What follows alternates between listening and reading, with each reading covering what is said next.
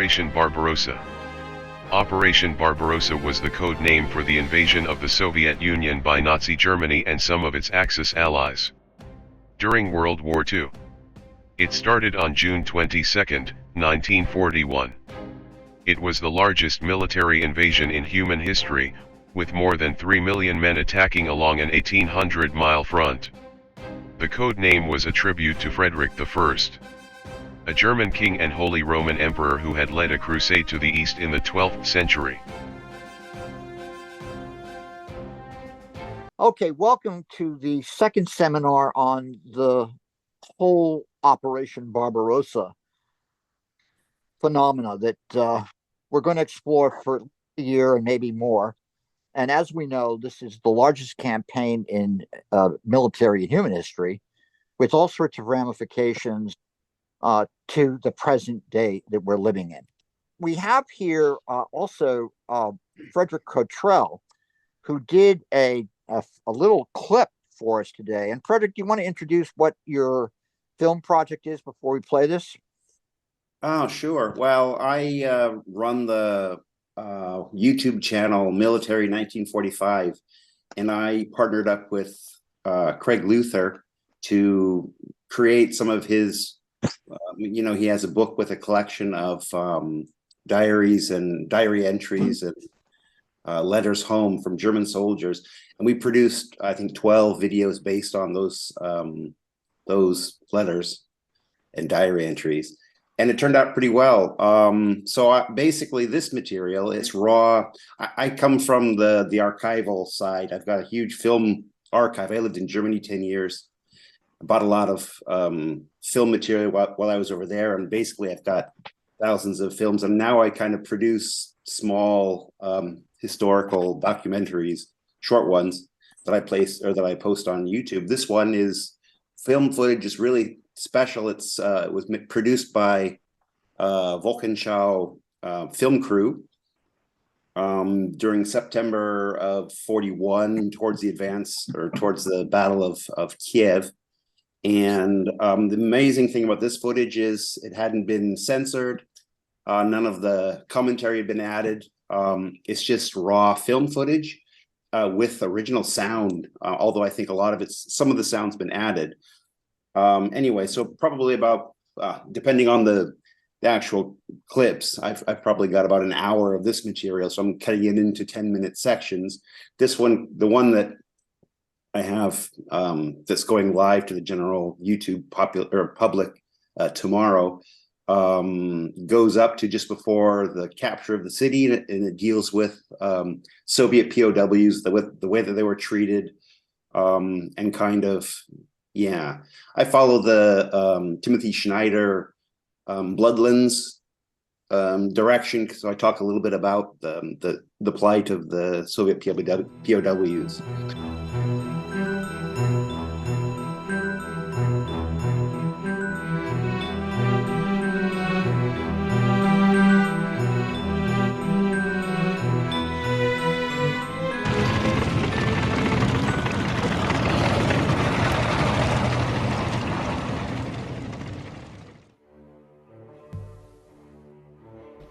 This is part 2 in a series that uses sensational raw footage from a German film crew that was produced in early September of 1941. The material, being processed for use in Deutsche Wochenschau newsreels, had, at this stage in the production cycle, not yet received the recorded voiceover, and more importantly, had not yet been censored. Much of the material will be completely new. But if you know your stuff, you'll recognize some of the clips and might even know which newsreel it was shown in. In part 2, we'll follow Army Group South as it advances into the Ukraine. Get an uncensored feel for the magnitude of the prisoners of war taken, and delve into their miserable fate that has gone largely untold. At the end of the video, we'll see part of the released newsreel with subtitles, so stick around. It's worth it.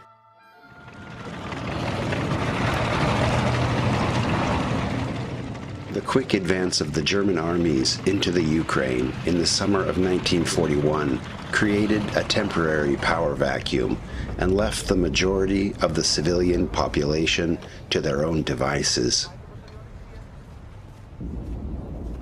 This level of individual freedom hadn't been present during the Soviets' decades-long rule. Under the tight control of their well-established terror apparatus, the Soviets squeezed the Ukrainian agricultural base, which led to the death by starvation of around 3.9 million Ukrainians.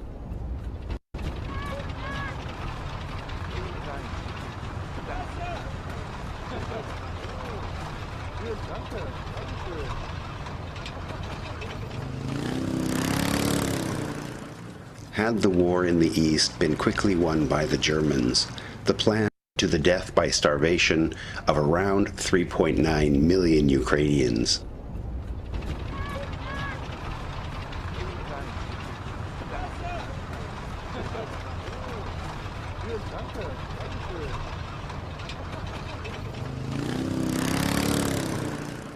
Had the war in the East been quickly won by the Germans, the planned extinction of industry, as well as a great part of the population, would have taken place.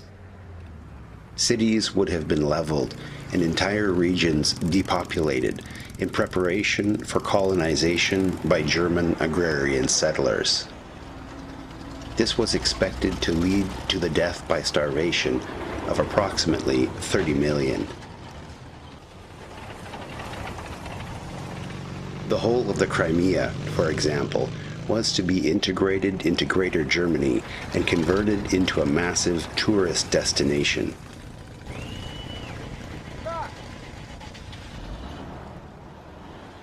But here, the Soviets struck first. Following the beginning of Operation Barbarossa, over 60,000 ethnic Germans, all that the Soviet authorities could get their hands on, were deported from Crimea to Siberia.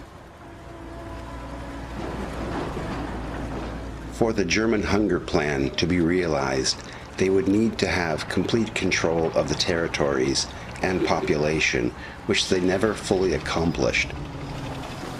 And so the Slavic population was largely spared from this horrific fate. The millions of completely vulnerable Soviet POWs, however, were not spared.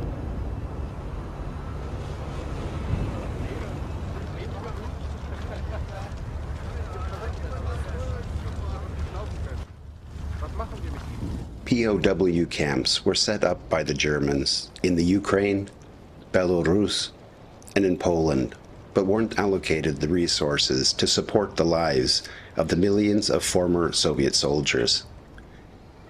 In these camps, the names of the POWs were not even registered, which was an ominous indication as to what was in store for them.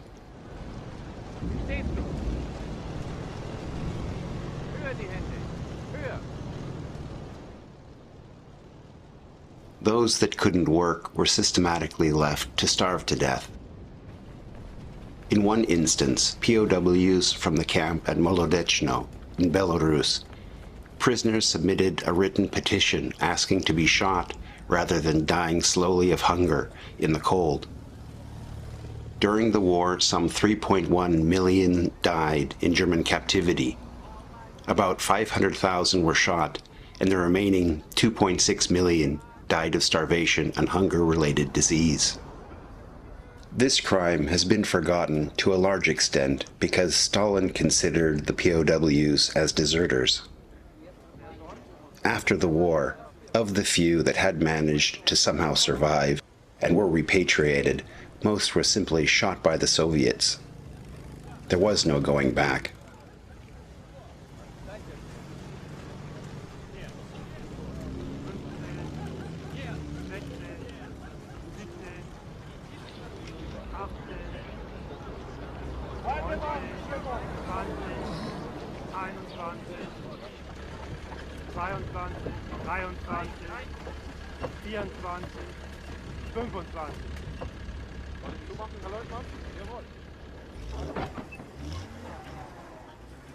And unlike other victimized groups, no one was specifically interested in correctly representing their memory.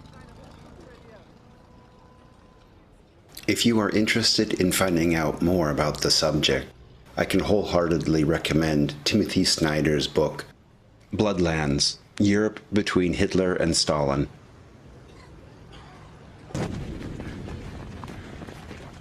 And now, here's that clip from the produced Wochenschau that some of the footage is found in.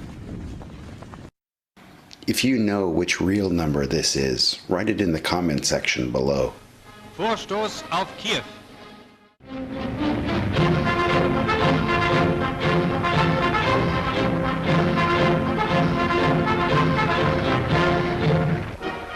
In der Ukraine. Die Bevölkerung sieht in den deutschen Soldaten die Befreier vom bolschewistischen Joch und errichtet ihnen Ehrenpforten. Einmarsch in Pomorschani. Auch hier kommt die deutsche Wehrmacht als Befreier von der bolschewistischen Herrschaft, die selbst in der fruchtbaren Ukraine zu bitterster Armut führte.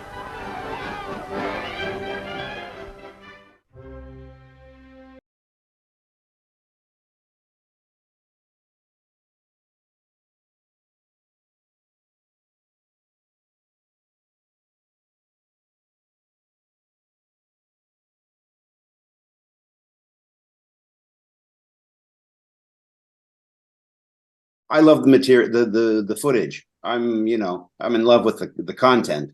I've been doing it for 17 years now, not producing material, but collecting and selling raw film footage, a lot of private stuff, etc. And yeah, so I was really lucky to get hooked up with Craig, and I'm looking for all kinds of projects, anything that's that people are interested in doing. I love to use the material. So. All right. Well, thank you so much. It was a great pleasure. It was a great privilege to have you do that video for us the first session, and feel free to, and contribute more creative work. It's great. Well, let me turn to what we're dealing with today. And we're very pleased to have Colonel David Glantz on. He's no stranger to any of us here.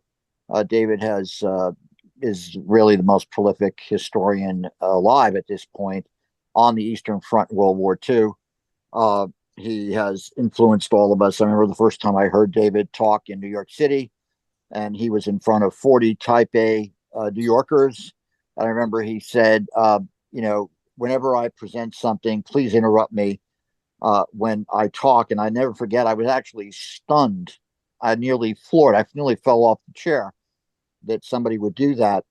And I took him up on it, asked him a question, and I watched how he deftly was able to take the comments of everybody and wrap it into the subject matter, which was the Vistula Oder operation in World War II. So it shows me how important it is to have mastery of your content. And without further ado, I was tempted to see how we would best progress here, but I wanted to ask David to make some just make some comments about Operation Barbarossa, and then throw it open to the floor to have people ask questions and comments. Because I want to say a few things about Barbarossa. Barbarossa is a massive subject, obviously.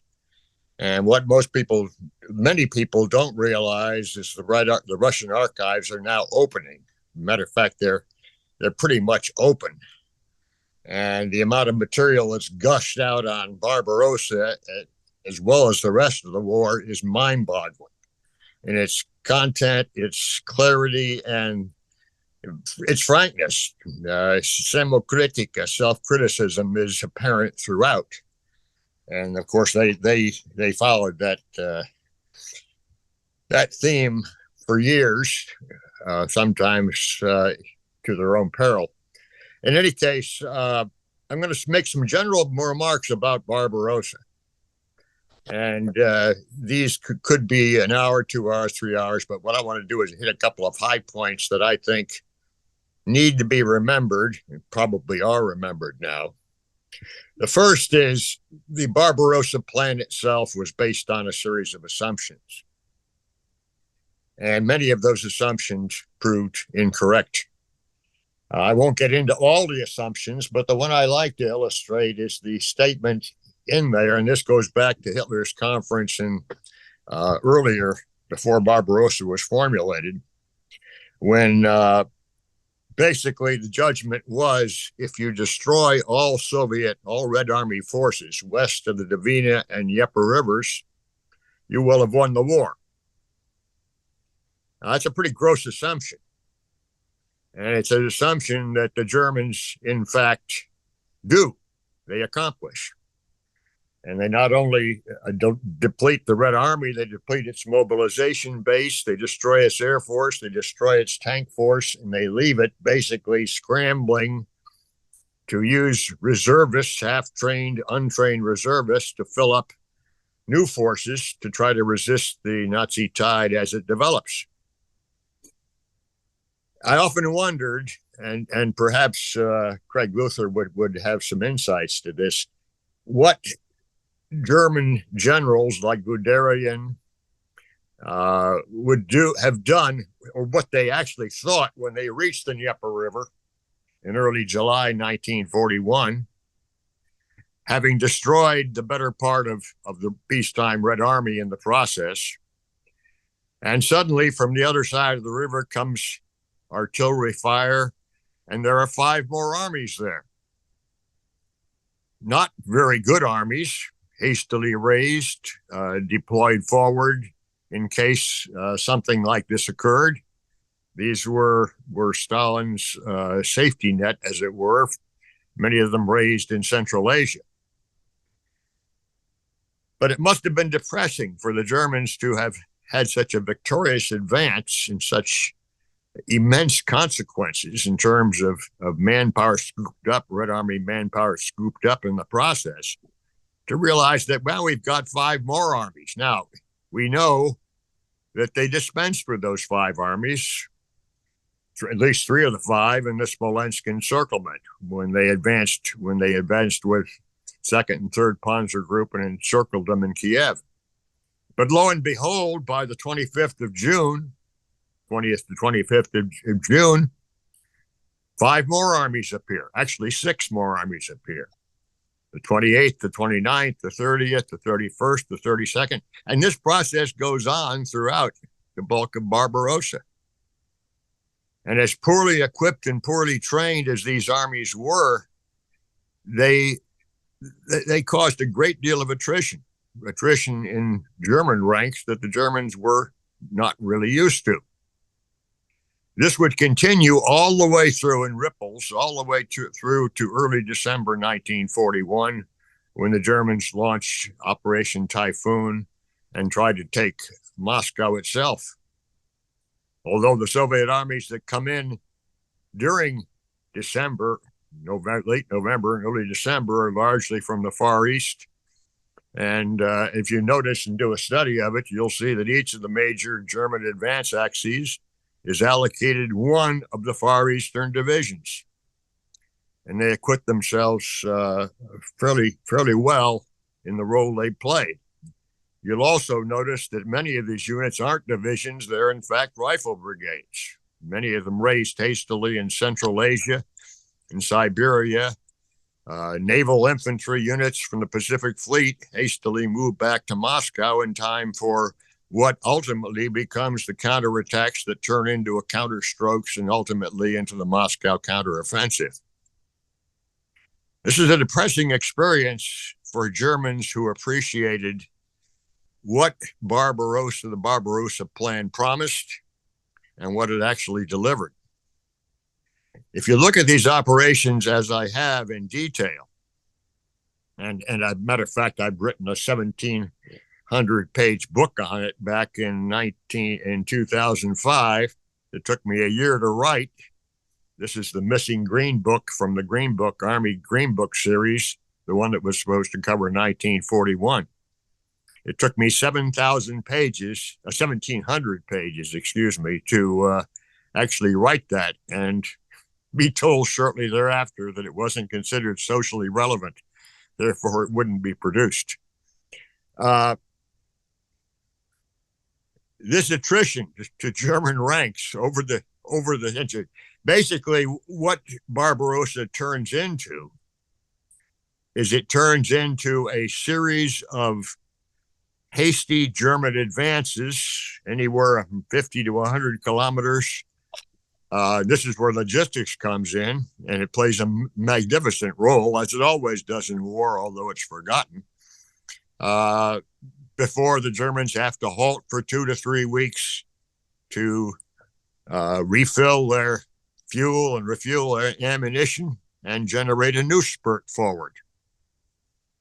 The other thing I would note that in the course of this entire Barbarossa campaign, Army groups north, center, and south prove inadequate to their task. In other words, if you resist on a broad front, as the Soviets do, ultimately your three German army groups, spearheaded by their Panzer Corps and attrited by near constant offensive action by the Russians, insane as it was, it led to incredible casualties. You're going to suddenly realize that you can't sustain that advance across a broad front, and your flanks of your army groups are going to be challenged. The two most famous events here are the necessity for turning Guderian southward, beginning in late July, actually, to deal with the difficulty of hooking together, making the Army Group Center and Army Group South advance cohesive. And you'll see the same thing with 3rd Panzer Group, Ostpanzer Group in the north, that is constantly called upon. In the worst case is in late July, mid-August 1941, when it's called away from Army Group Center and sent up northward to restore the yawning gap between Army Group North and Army Group Center. If you read Bach's diary, Bach, the commander of Army Group B, of Army Group Center, you'll see, of 9th Army, I'm sorry. You'll see that he complains bitterly in his memoirs once he loses most of his Panzer Group, all but 7th Panzer Division, that I can't withstand these Soviet attacks. My army may collapse northeast of Smolensk if something isn't done. And of course, this is the same time that Zhukov is squandering 3 armies in his futile assaults on Yelnya to the south. But this war of attrition goes on, and the results of all of this become apparent at the gates of Leningrad, at the gates of Moscow, and ultimately after the Germans seized Rostov in November 1941. The offensive momentum collapses. It collapses because it can't sustain operations any further. And of course, this then turns to Stalin, whose philosophy is attack everywhere and you'll break through somewhere. And this is after he's launched attack after a futile attack, and after Zhukov has saved Leningrad by using almost suicidal attacks to weaken Army Group North, and he'll do the same thing at Stalingrad the following year, the early stages of that campaign. So these are the things that stand out to me about Operation Barbarossa. The false assumptions, and I guess the logistical ones are even the grossest of the false assumptions. The loss of German momentum in the expectation that the Soviets would collapse and not fight. The attrition that's caused because of that belief that at any point we'll finally win this war, and the point never comes. And finally, on top of all of that and undergirding all of that, the release of tons of new archival material that are going to make people who call themselves experts into nothing but liars. All right. So Hello, Professor Glantz. Thank you so much. What an honor and a real pleasure. Thank you for everything. I have a quick question. We had a great week last week. We talked about the logistics and kind of lack of intel, of course. I just wanted to ask, during the 1930s, obviously the Germans very cleverly participated in joint training with Russians within Russia. And I would just, I never really understood when that ended. How long did they continue kind of interacting from a military kind of a diplomatic liaison type way up until the beginning of the war? And why were the Germans not more well informed, maybe, with what they were going to be attacking? And obviously, they had no idea about T-34s, KV tanks, and probably the overall state of the Soviet preparedness. I've never really heard much about how that military partnership kind of dissipated in the 1930s. If you might shed some light on that, please. Well, it's ironic that military partnership began in the 1920s when both Germany and the Soviet Union were trying to escape the rigors of the Rapallo Treaty. Basically, the best way to do it was to have secret clauses and share each other's resources. The Germans, in the Germans' case, sharing maneuver space in Russia to train their armored forces. And a great deal, this goes back to logistics business, a great deal of supplies were being sent constantly. And that shipment of supply, matter of fact, when the Germans take the Brest fortress, the last couple trains across the river at Brest were contained basically raw materials for German war industry. So that was still going on. This is probably one of the reasons why Stalin himself believed that Hitler would never attack. That this is fantasy.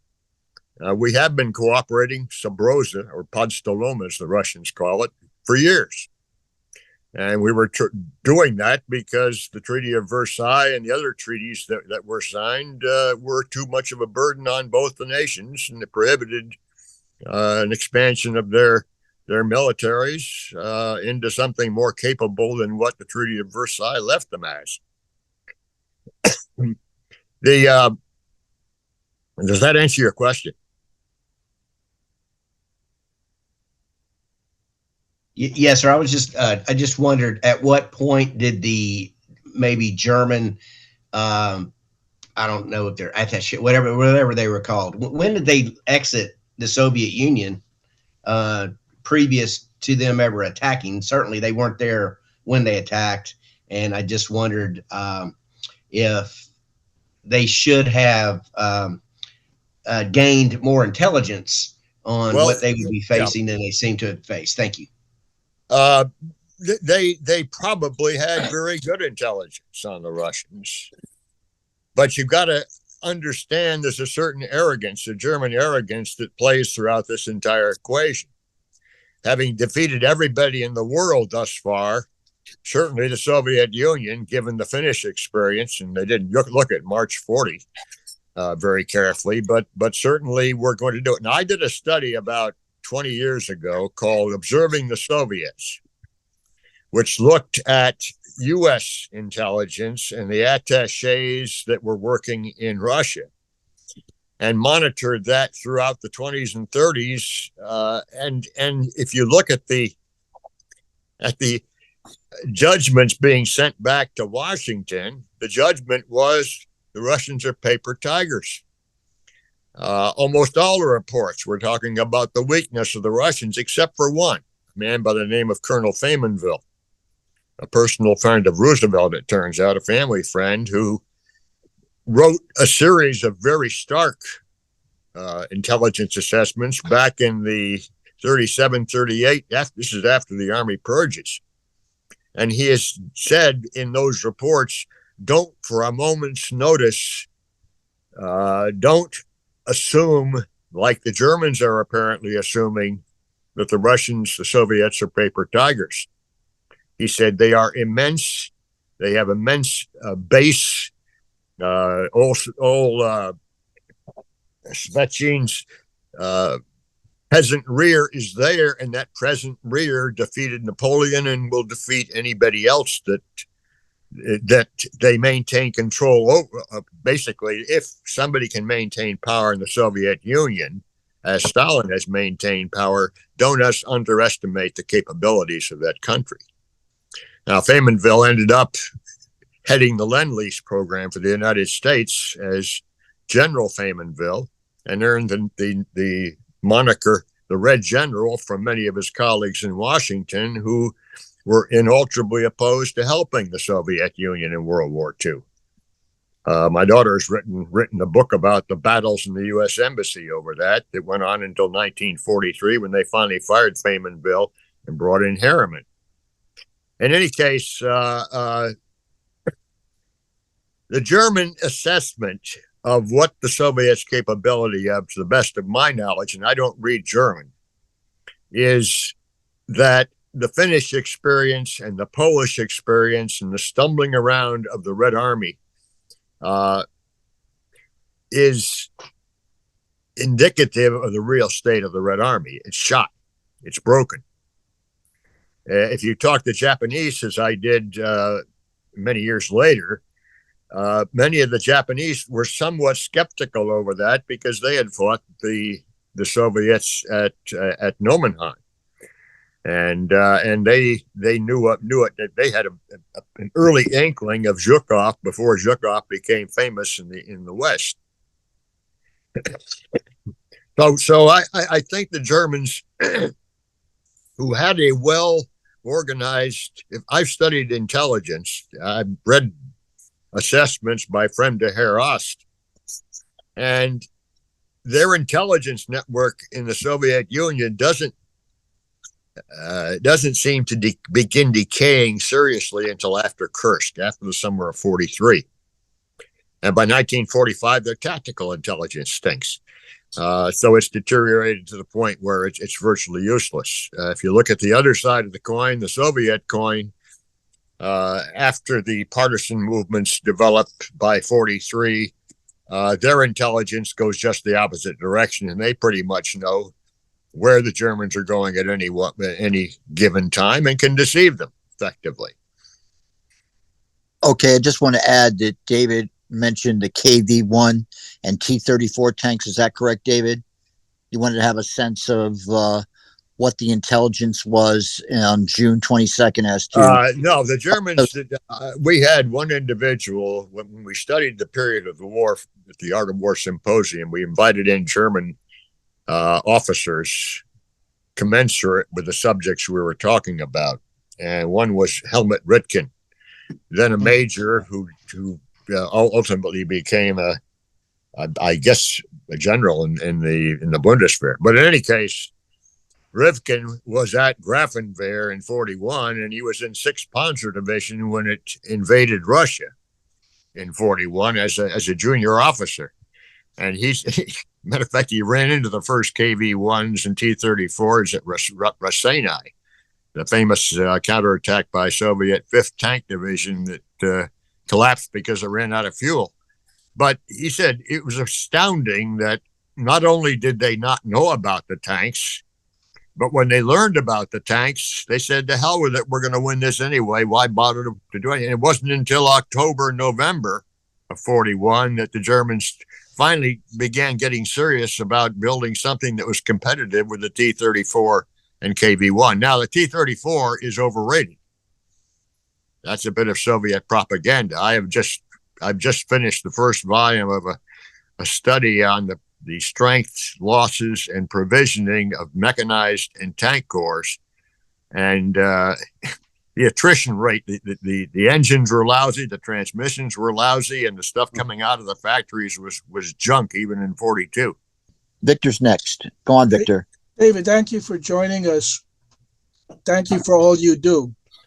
My question is, when exactly did Barbarossa end and Typhoon begin?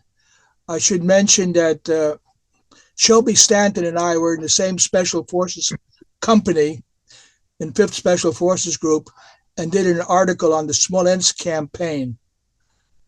And I'm a big fan of Andrew Nagorsky, so please keep that in mind. Okay. I have Nagorsky's book, but I haven't read it. You would not believe the number of books I have not read since I've been doing 24/7 healthcare at home. When did typhoon? Basically, Barbarossa ended with the failure to take Leningrad, probably October 41. The end of September, October. I like to think, having written 6 volumes on Smolensk, that is my favorite operation because it's always been seriously underestimated.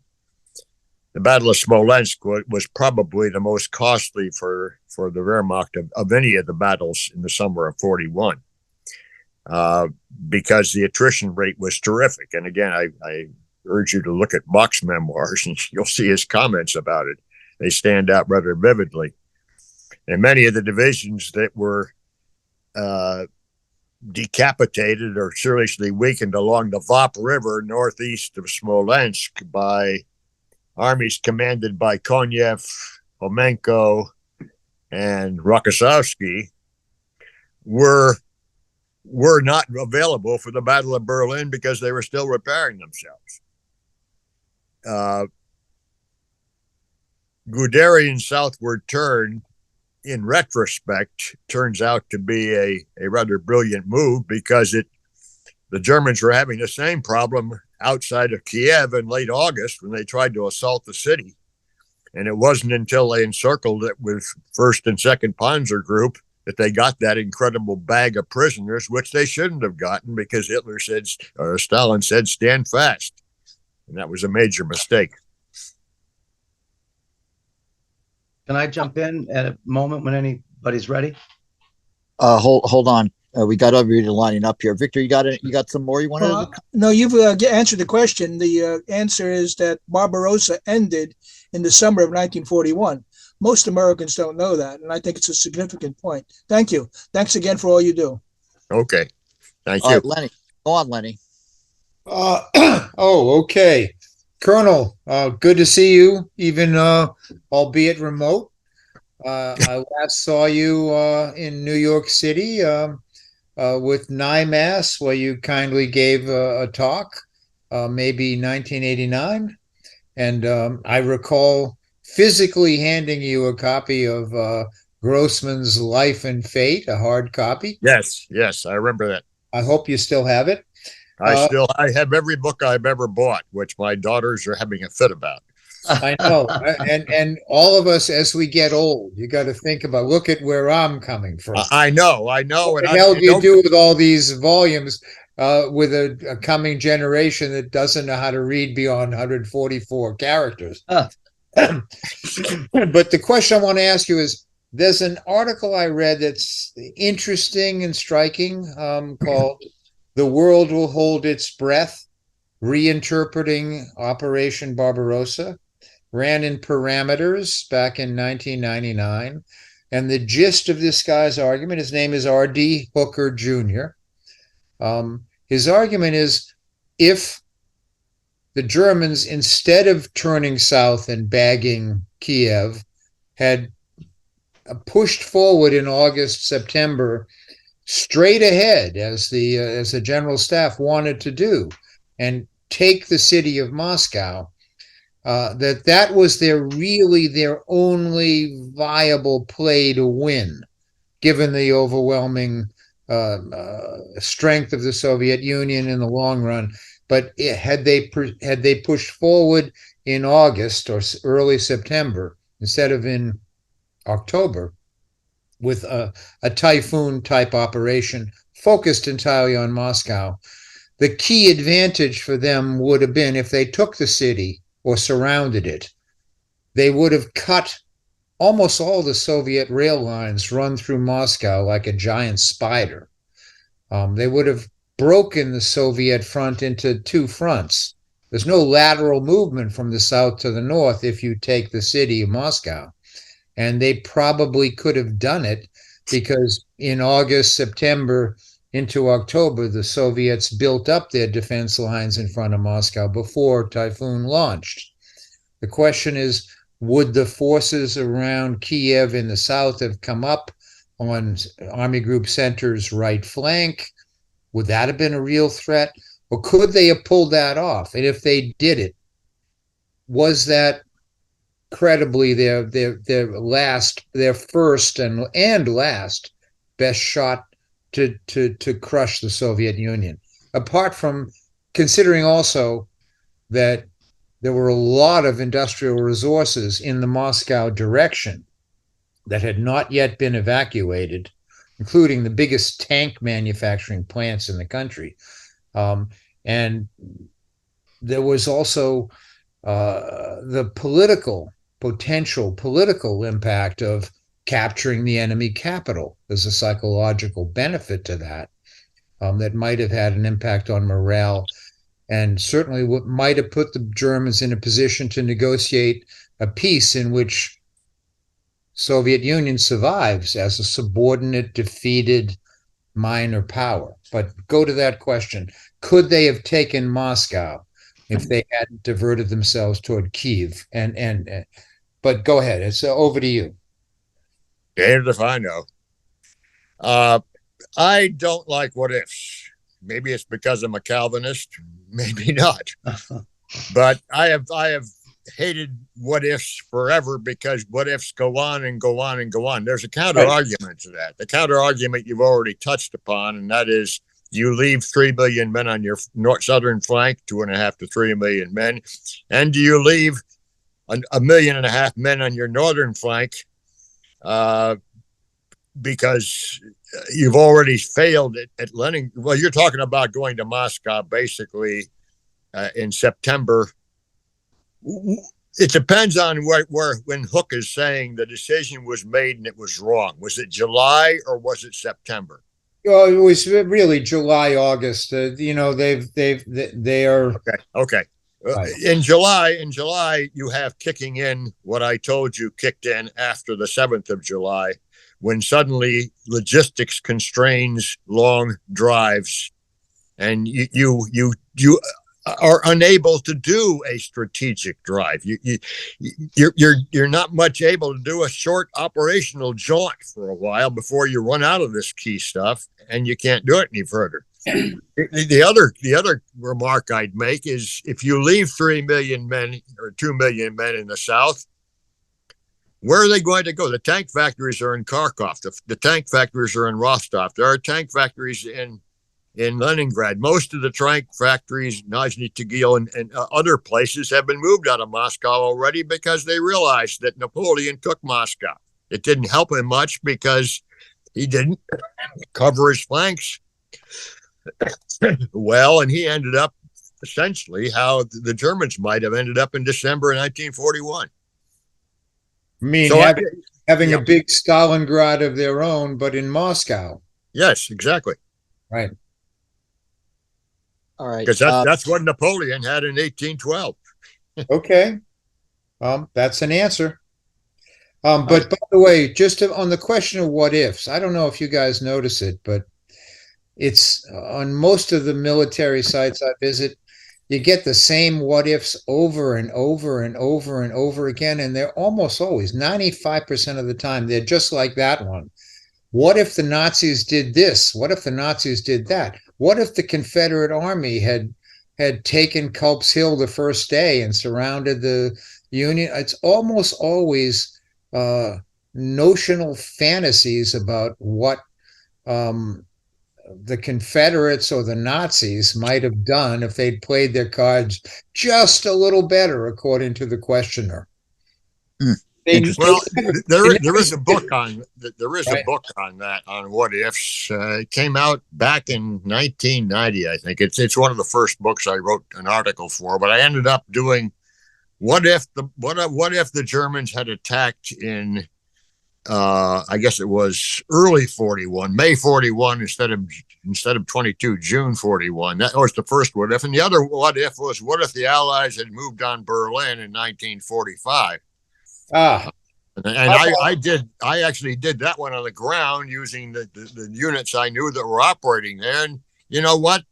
We ended up with the same doggone situation we ended up with in May 45 with Berlin and Germany divided.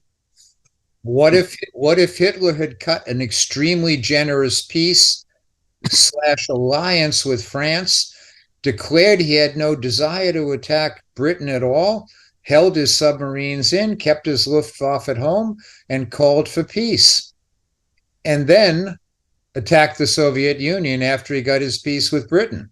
Well, you see, you can get an infinity of these what ifs, Yeah, exactly. and they don't cease. What if Oswald missed? Right. Yeah. Well, we've heard recently. Now, Craig, I know Craig wants to jump in. Go on, Craig. Then Jack after that. Go on, Craig. Okay. I hardly know where to begin. There are like 12 points I'd like to make, but I'll just make one here. I've come to believe from my many years of research and deep dives into the German archives and everything else, like David Stahel, that the real turning point of Barbarossa was at Smolensk, which of course David has already talked to, which was the German Army Group Center, particularly its mechanized forces, were badly attrited during the fighting there. But one of the points I've made is, and I don't know that I'm a particularly novel thinker, but I kind of think this is kind of an interesting way of looking at it. Operation Barbarossa, as I pointed out a couple of weeks ago in our first little session, was I kind of look at as the 1941 equivalence of a nuclear first strike. The Germans created the largest army the world had ever seen, even though, as Paul Johnson, great English historian, and many others have pointed out, it was clearly underpowered. It wasn't big enough, but it was still the largest army the world had ever seen. And given their misunderestimation of not just the Soviet forces, but the robustness of the Soviet state, the Germans were convinced, or had at least convinced themselves, that a few massive, historically unprecedented hammer blows would effectively do the job.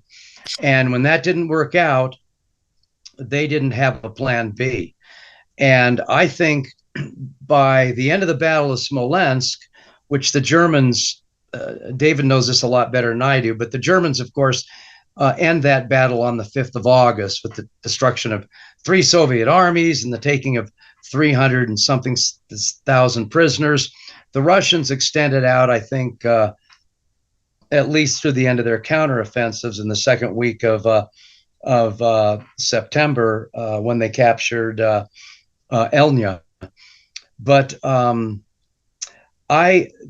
there is at this point the German leadership by early August, the euphoria that had existed from Hitler on down through his army and OKW high command was pretty much gone. There have been a number of diaries that have come out from lower ranking German officers like Thilio, or however you pronounce his name, I think was a captain in the OKH at the time, about how dramatically their attitude had changed from mid-July, when Barbarossa was considered a done deal. The Russians were destroyed. And right at that point, Hitler was so convinced that was the case that he had shifted the Schwerpunkt, or the focus of his production away from the army to naval and sea power, so he could eventually take on the Anglo-American naval and air power for the final battle for Weltmacht. That's how convinced they were. And literally within a couple of weeks, their attitudes had completely changed to the point that they were getting quite nervous that the Russians weren't collapsing. They were continuing to throw new forces into the field. And as Halder said in his diary around sometime, I think in early or mid-August, every time we destroy 12, Halder, of course, being the chief of the general staff, every time we destroy 12 Russian divisions, they throw 12 more at us. And they may not be very well equipped or very well trained, but they're there and they cause tremendous attrition. So my final point is should they have advanced on Moscow? I don't think they could have at that point. They were logistically dramatically depleted. They weren't, it took them weeks and weeks after Smolensk to build up enough artillery shells and fuel and other supplies for a typhoon for the attack on Moscow, because they were expending so much ammunition just trying to deal with these Russian counterattacks that went on from early July to, I don't know, the final day around the 7th or 9th of September, I think, when they took Elnya.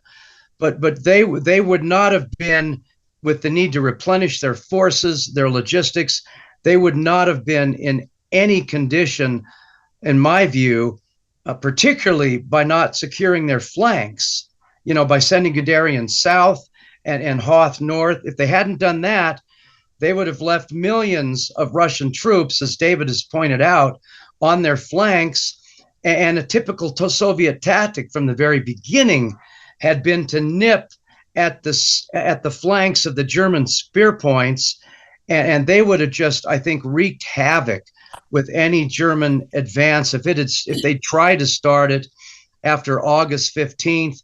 I think Hoth said he would be ready by the 20th of August. Guderian said he would be ready by the 15th of August.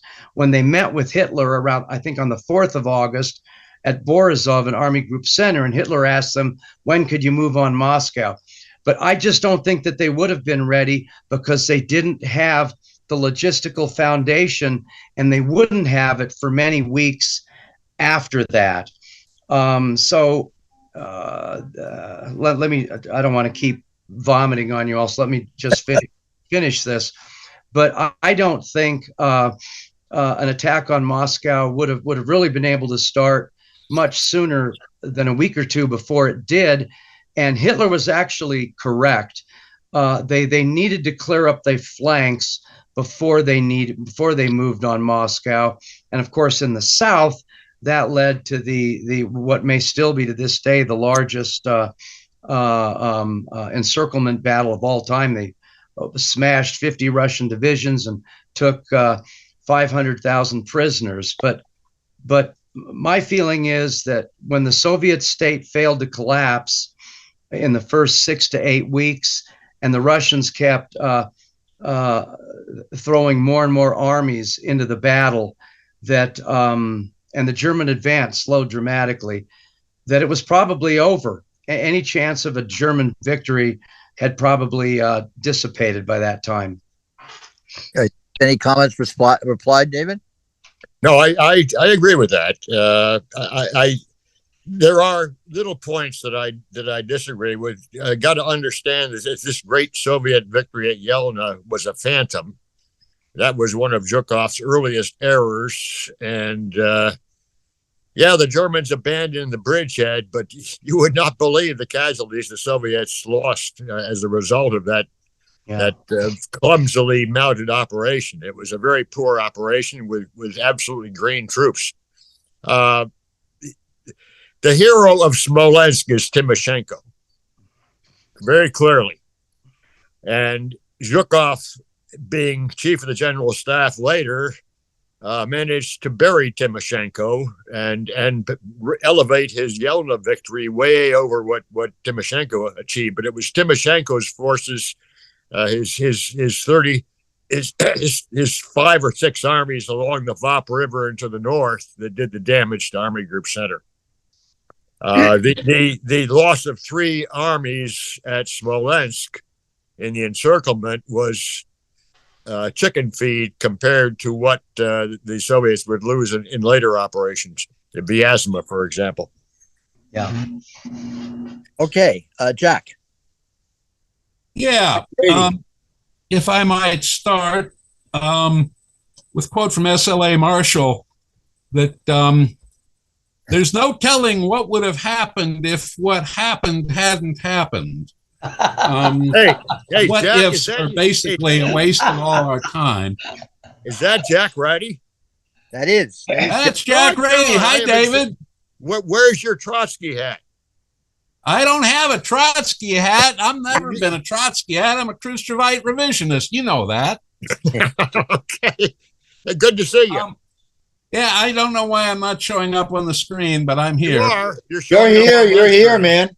You're here. Okay, I can be seen. Good. All right. A few things about Operation Barbarossa. My understanding, after doing an awful lot of reading, is that when carefully examining the plan, the first thought I have is, how did these guys ever beat Belgium?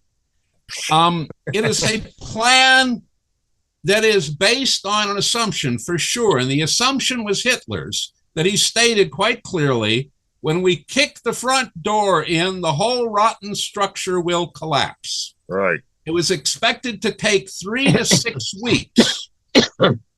The Germans' intelligence picture and their logistics picture and their terrain analysis were given practically no attention whatsoever.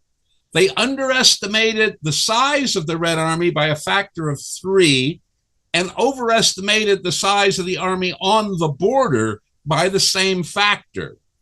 They had insufficient supplies to conduct the operation they had planned. The operation assumed that there would be a major panzer sweep to the north towards Leningrad, and from there, once Leningrad was taken, down towards Moscow, through what is probably the marshiest terrain in the entire Soviet Union. There was no thinking about these matters, because why would it matter? We're going to hit them and down they'll go. We don't have to worry about what the weather's like, what the terrain is like, where the roads go, or even having enough supplies, because it'll be over and before you know it.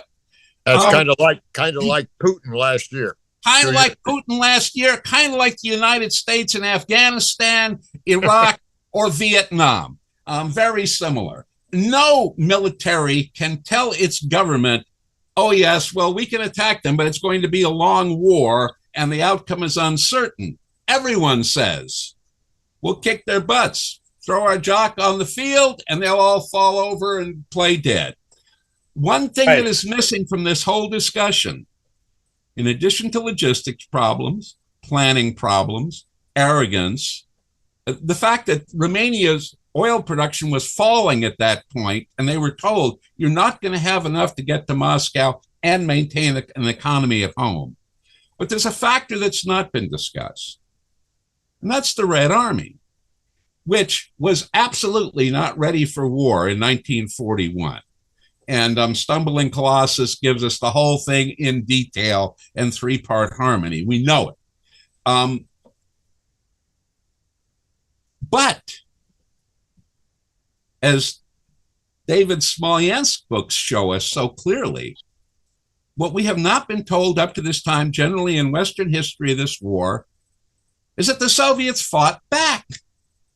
And while the Germans had overwhelming strength to begin with, they had everything in the shop window. Everything went. And the further they went and the more fights they were in, despite inflicting huge casualties on the Red Army, the German army was steadily getting weaker until by the time it went for Moscow, they had no chance of accomplishing what they set out to accomplish.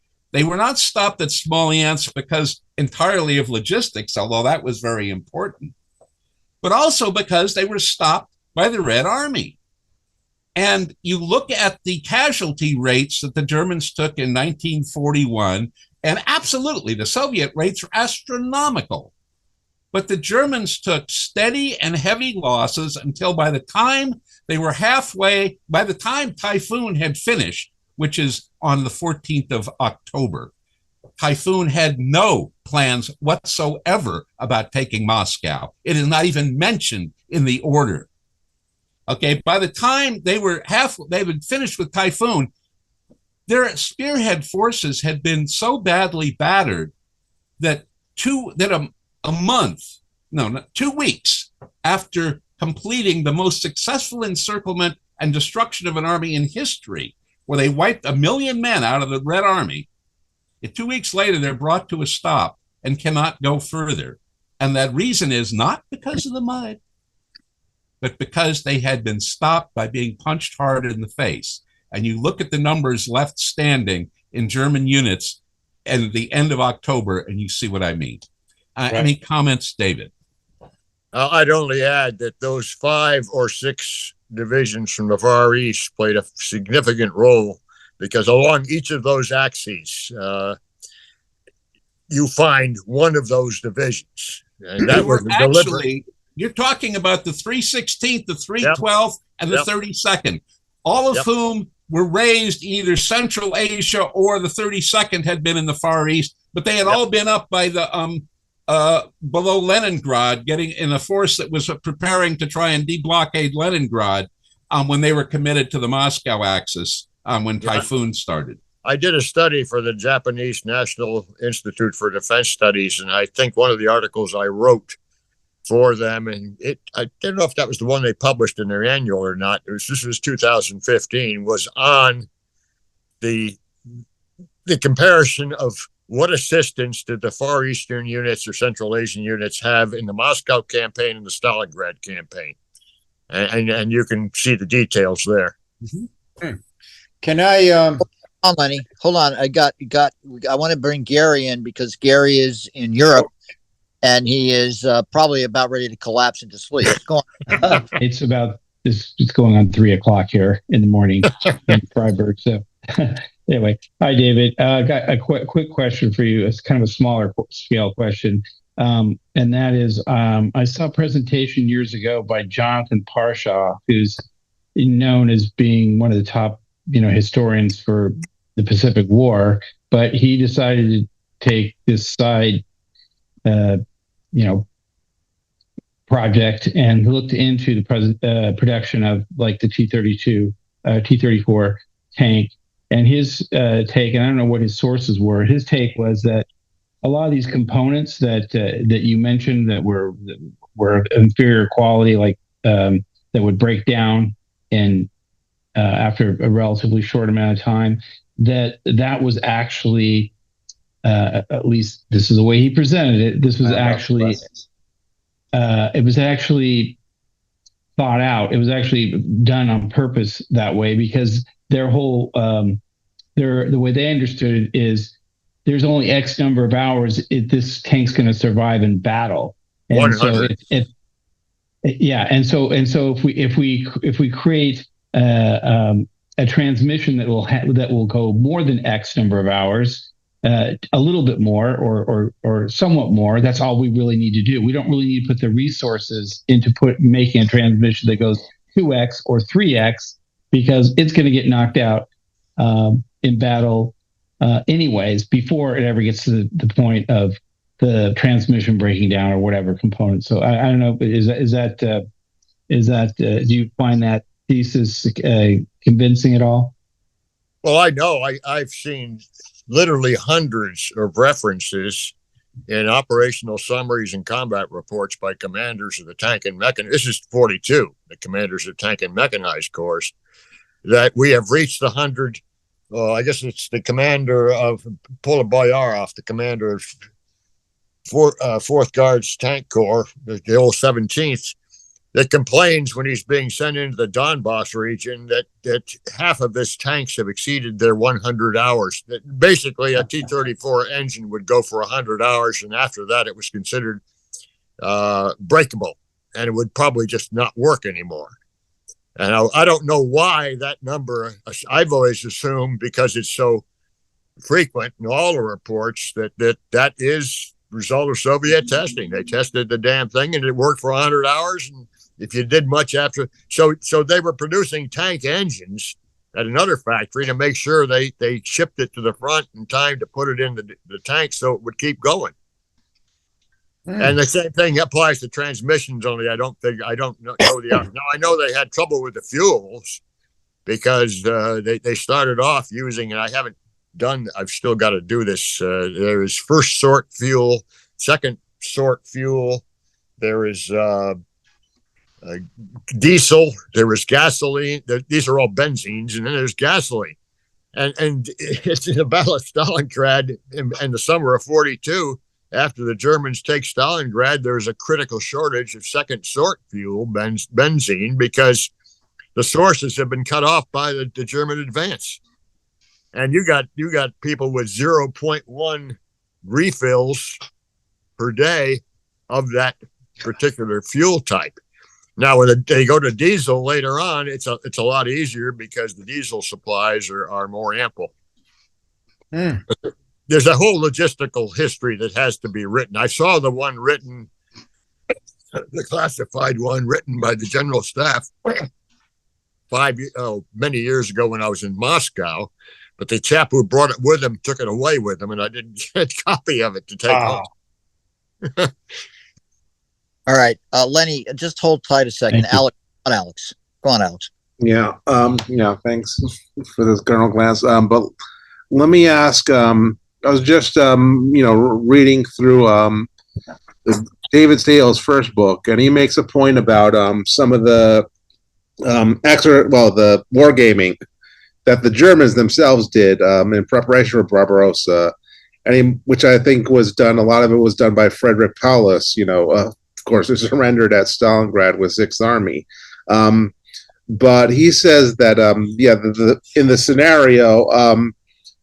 First they figured that the Russians could create maybe, actually the numbers is they give us under 100 is something like 90 something new divisions, Well, they ended but up also they,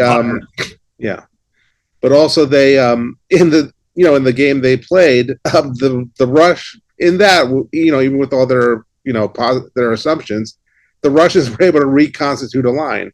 Essentially, around Smolensk, essentially, and put it back together. And then again, which was at the point that they had said, oh, well, our logistics are basically going to run out at this point.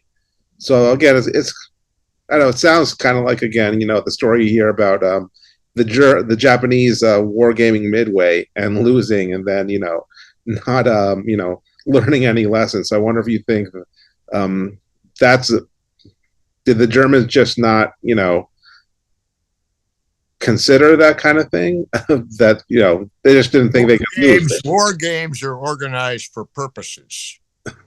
And I've been to many NATO war games. I played the red team generally at war games. And I remember one at the Naval War College where we went up with my red team, and the war game was scheduled for a week. And we won it. The red team won it in 2 days. And somebody stood up in front and said, "Who ruined this damn war game?" Because we lost. And I raised my hand and said, "I did. I was the red commander."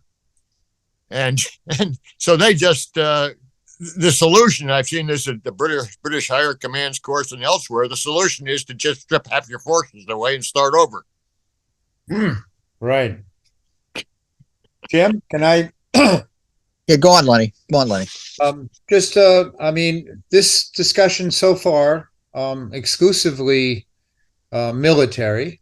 I just wanted to shift a little bit toward a political, ethnic argument, which is that Germany going in with a totally racist view of the Slavic people, let alone the Kazakhs and the minorities, was a critical element of their defeat. I seem to remember reading somewhere a statement by a German general, Guderian or something, possibly apocryphal, who was asked after the war, "When did you know you lost?" And he said, I knew when we took the city of Kiev and we failed to raise the Ukrainian flag over the town hall. If the Germans had come into that war with a less than exterminationist, racist view, but in fact had played upon the ethnic divisions and the class divisions, by the way, Jack will know. I mean, there were plenty of peasants who wanted to have back their land from the collective farms. Lots of peasants who wanted to be free to go to church again, etc. And plenty of sort of disaffiliated Russian citizens who were not fans of the Stalin regime, but the Germans managed to systematically alienate them all and convince them, quite rightly, that if the Germans won, they would become either they'd be exterminated or they'd be enslaved. That was the choice. 3 choices: die, work as a slave, or fight. But that fundamental choice on the German part, I think, was a major part of why they lost the war. Apart from all the other military tactical aspects, which was a fairly near-run thing, as Wellington said at Waterloo, it was a kind of a close battle. Maybe it could have gone the other way, but politically, if the Germans had come in with a more generous,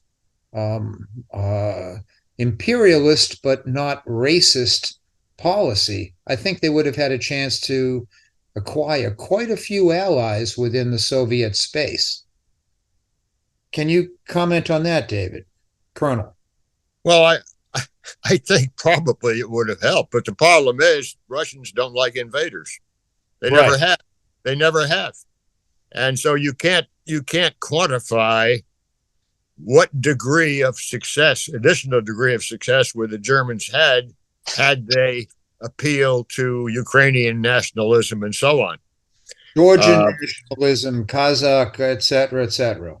Yeah. And the other factor is that they were also going against the state that knew how to control its population. Now, obviously, the part that was liberated couldn't be controlled. And therein, the Germans made a mistake, certainly. I wouldn't use the term liberated for the areas the Nazis overran, but out of that's the word that's the word that the Germans use for the campaign in Ukraine, and that's the word the Soviets used for the Baltic states and Poland and Lithuania, basically. So it's all about our perspective. Are you familiar with the Hunger Plan? No. The Hunger Plan was an explicit German bureaucratic plan developed to a fair degree. It's very little known in the West, which would have involved the killing by starvation of 50 or 60 million Poles, Russians, Belarusians, and so on. So it's a far more vicious plan than the Morgenthau plan. It made the Holocaust looks like an hors d'oeuvre compared to the bureaucratic plans. Google it; it's great. It's an interesting story. I'm surprised there's not a book on it. The Hunger Plan. I think there was a German economist, Baki, and it went fairly far in the bureaucracy. And if the Red Army had collapsed, thank God they didn't. If they had, it probably would have been implemented. Yeah, well, you're probably right, given the fact that the Germans implemented the Holocaust in the first place. Why not extend it elsewhere? Well, their first preference was killing Jews and maybe gypsies, number 2, but they certainly wanted to kill Slavs too on a mass basis. And that was killed 30 million Soviets. What? Yeah, they killed 30 million Soviets. Yeah, absolutely. Start. I mean, if they'd been somewhat more Napoleonic, they might not have triggered such a determined reaction. Can I jump in here for a minute? Yeah. Well, hold on a second, Lenny. I'm glad you raised that because we will deal with that as time goes on. Rolf Dieter Mueller, in the volume 4 of the official history of the German war, the attack on the Soviet Union, he gets into the Hunger Plan. It's explicitly discussed. And when you raise the question of the idea of adopting a different strategy, that, of course, is what the United States took as lessons from how not to wage a war against the Soviet Union. And someone who I think would be very good to bring in the mix here is David Engerman, the son, ironically, of Stanley Engerman, who did that much attacked two-volume history on slavery. But David is at Yale and did a very marvelous, his dissertation was on basically Know Your Enemy, the Rise and Fall of America's Soviet Experts. So I think it'd be very interesting to put him in the mix. Before that, though, Fred raised his hand a long time ago. Fred, go on, Fred. Oh, no, actually, I just wanted to respond to the question about whether the war would have gone differently had they treated the occupied territories differently. Please.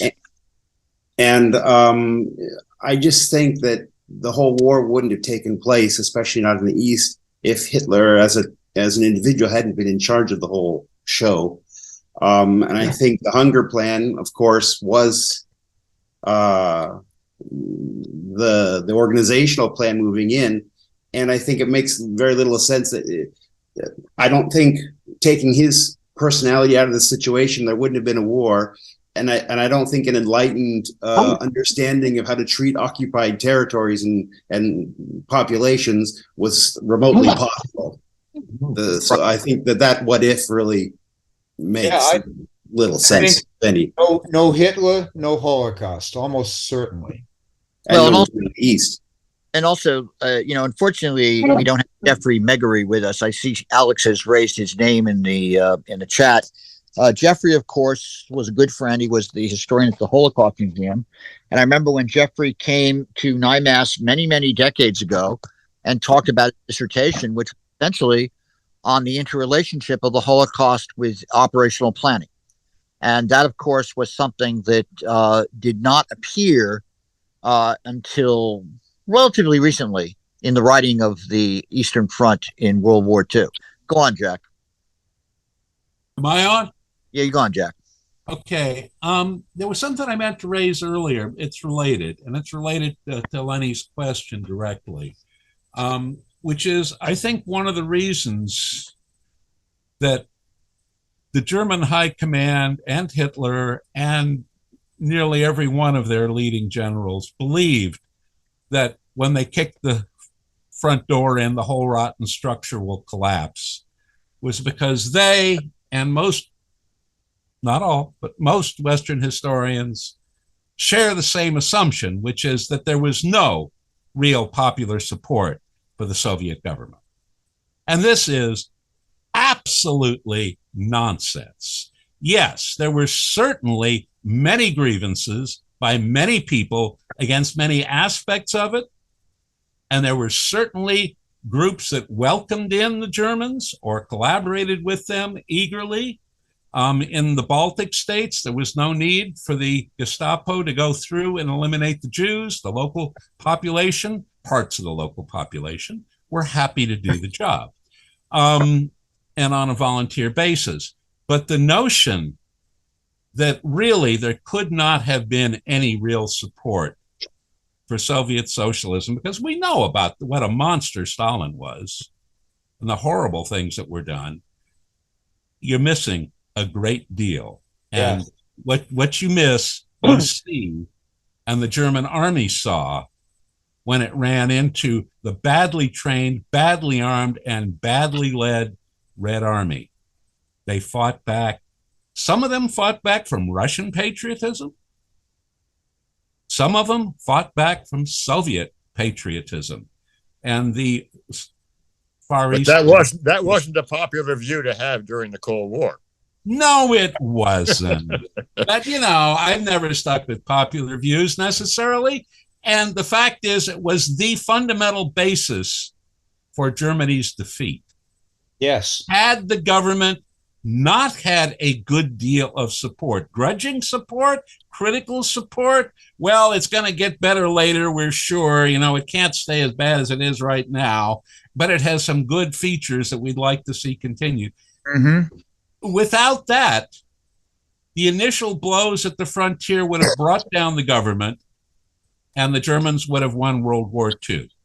But every bit people regret that they didn't, but too bad. Oh, thank God they did.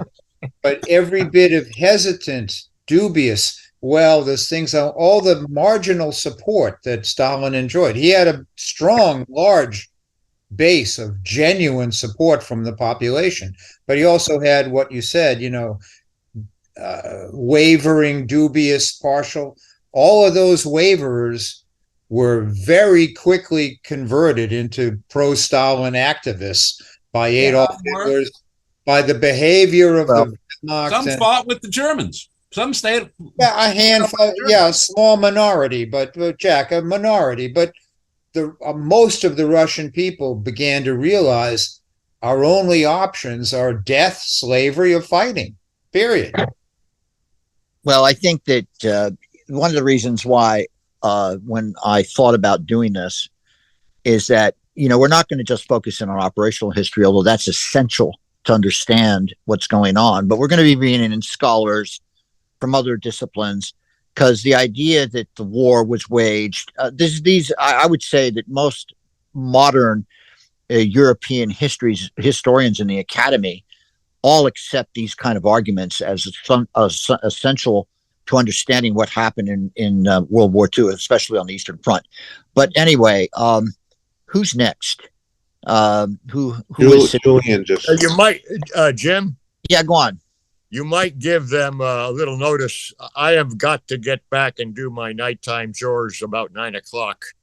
Yes. Okay. And so I can't spend much more time than that. And if anybody's got anything they've wanted to ask and haven't had a chance to, please give them a chance. Right, exactly. And I will do that. And hopefully, I think we have you scheduled for next week.